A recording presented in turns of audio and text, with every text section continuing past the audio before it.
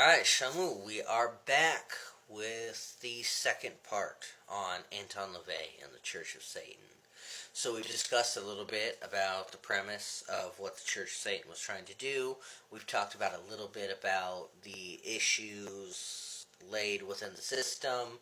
We're going to talk a little bit more about that, and we're going to get into LaVey as a person as well. So we discussed last that a lot of the rhetorical flourish that LaVey put into this led Michael Aquino and others to break away in 1975.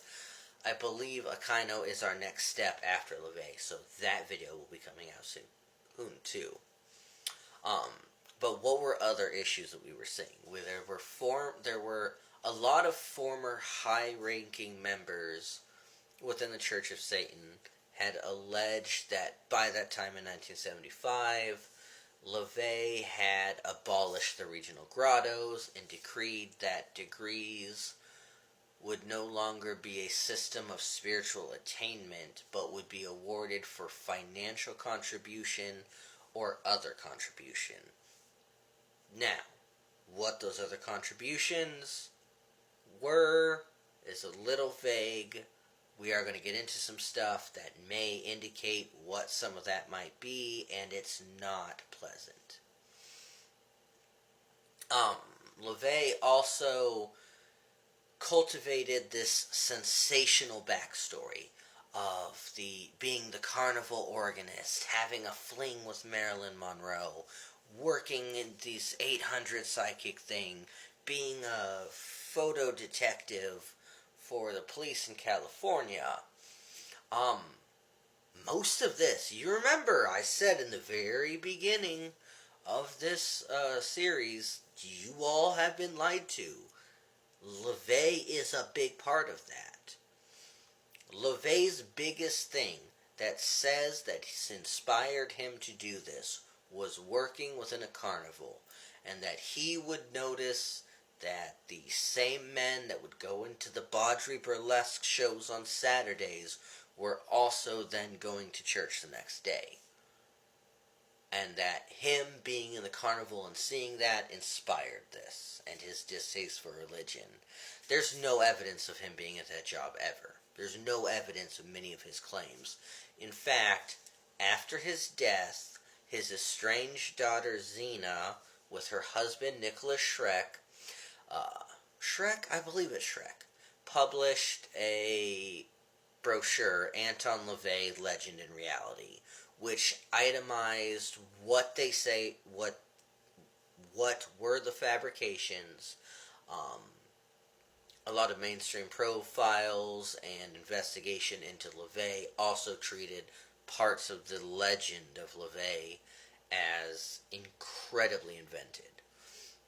Now, LaVey also put out something called the Pentagonal Revisionism, which made this, social stratification a huge goal within the Church of Satan. And in this, he argued for very hard retributive justice. His commentary on it endorses summary execution. Very, however you want to view that, very death penalty favorable and very, this should be swift and hard. Within the Church of Satan, there is also Enochian calls. These Enochian calls are adapted from the John Dee and Golden Dawn sources, but they are changed to be infernal and adversarial instead. Israel Regardie, who, if you know anything about the Golden Dawn, was a very big name in there, derided LaVey's alterations as very inferior. They were not a system that worked. Other critics tended to agree that the book's ceremonial chapters were just a collage rather than any sort of principled system. Fans of LaVey point to the fact that he saw high magic as theater and not as magic is one of the reasons for it, but it stands that these were ripped wholesale with a couple words changed. Lawrence Wright was an investigator on LaVey, and found no evidence for, like we said, the Marilyn Manson affair. The working for the San Francisco Police Department was also a lie. The working in the circus that began his idea of the Church of Satan. All of these self-promoted claims that LaVey had do not bear out under any investigation. It is also very possible, very probable, especially with some of the reasons that Aquino broke from the Church of Satan, that LaVey himself did not believe in any of this. In a 1980 interview that was conducted by the FBI, when LaVey was looked at in connection as a possible suspect within a attempt on a politician, agents recorded LaVey saying that most people around the church were, and I quote, fanatics, cultists, and weirdos, and that his interest in the church was strictly from a monetary point of view. The FBI investigated to see the claims of the Church of Satan, the way it operates, if it had anything to do with this event, and they concluded that LaVey was just in this for the money. This also bears out with Aquino and other former high-ranking members making the claims of LaVey moving us into money for the degrees.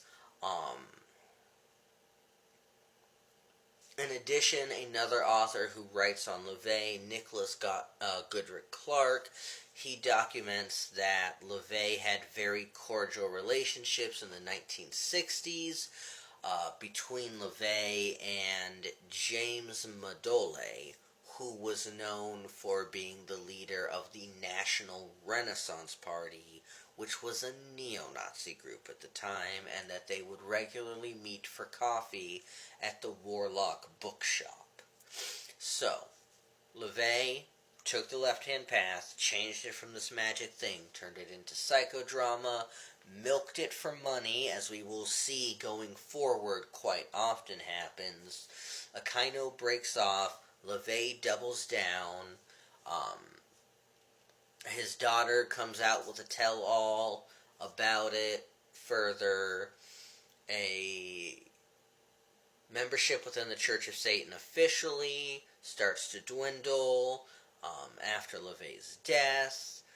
The Book of Satan is still sold up and down, big spikes on Halloween, but what LaVey did to the left-hand path changed it from being a path to being a banner. Now, originally this is where the video was going to end, but a good friend of mine informed me about an hour before I got ready for the script that there was more important things to say. Within the writings that Xena did after LaVey's death, Xena brings up some very ungood things about LaVey, including that quite often women in the church he would encourage and coerce to enter into prostitution, being that other type of contribution we talked about to attain higher knowledge, or higher degrees. She also discussed and recalled a tale where she was woken up late at night to find her father LaVey standing over their German Shepherd puppy, who was bleeding and dying as LaVey had taken a board to the puppy, and continued and finished that in front of Xena. That's a really rough note to end on, but there is only 30 seconds left in this. As always, may your ancestors bring you the sweetest of portents. May your dreams be pleasant. I will be on Aquino next, I believe. Shamu, everyone.